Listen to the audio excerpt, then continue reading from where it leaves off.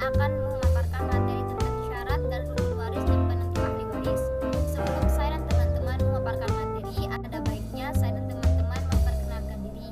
Baiklah, perkenalkan, nama saya Putri Dewi Sartika, NIM 201201799. Kenalkan, nama saya Sulis Abdulyani, NIM 201201800. Kenalkan, nama saya Cynthia Putri, NIM 201201800. Perkenalkan, nama saya Widi Kurniawan, NIM 2012011815. Kenalkan, nama saya Wulan Permatahati, kelas PAI 1G, NIM saya 2012011824. Baiklah, materi yang saya paparkan tentang syarat dan rukun waris penentu ahli waris.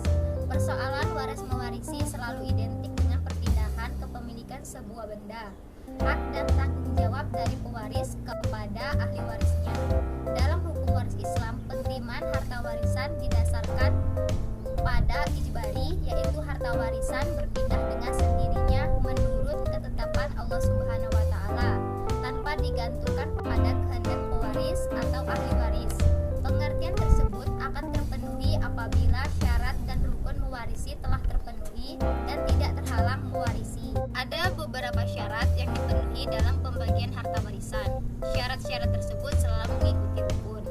Akan tetapi ada sebagian yang berdiri sendiri. Dalam hal ini saya menemukan 3 syarat warisan yang telah disepakati oleh ulama. 3 syarat tersebut adalah: 1. Meninggalnya seseorang atau pewaris baik secara hakiki hukumnya atau misalnya dianggap telah meninggal walaupun secara takdiri.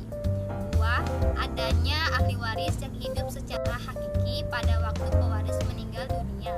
3. Seluruh ahli waris diketahui secara pasti baik bagiannya masing-masing.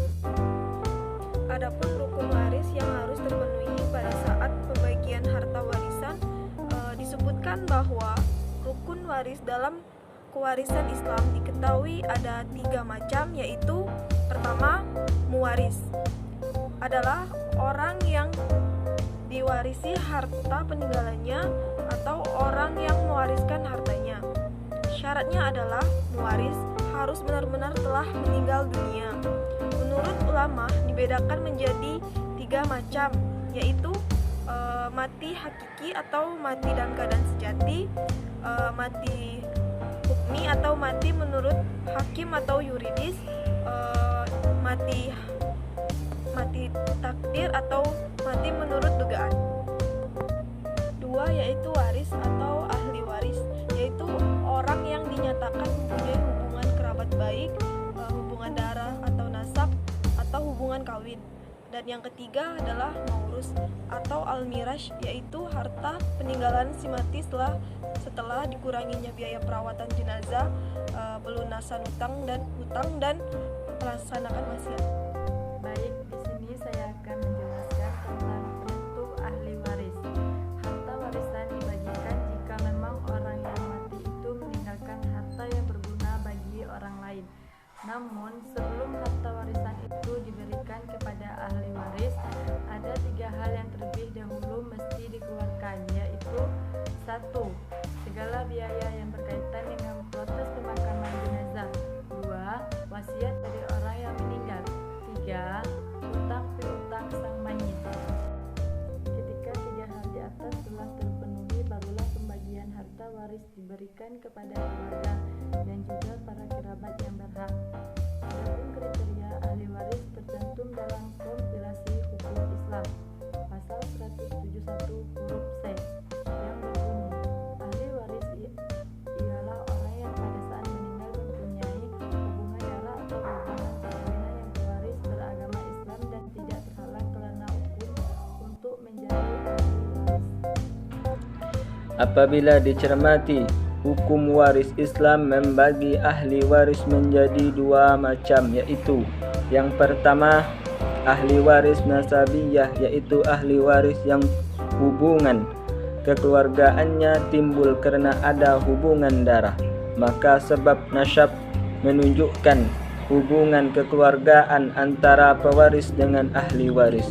2. ahli waris sababiyah, yaitu hubungan kewarisan yang timbul karena sebab tertentu. A. Perkawinan yang sah. B. Memerdekakan hamba sahaya atau karena perjanjian tolong-menolong. Pengertian warisan yaitu memperlihatkan adanya 3 unsur yang masing-masing bersifat mutlak.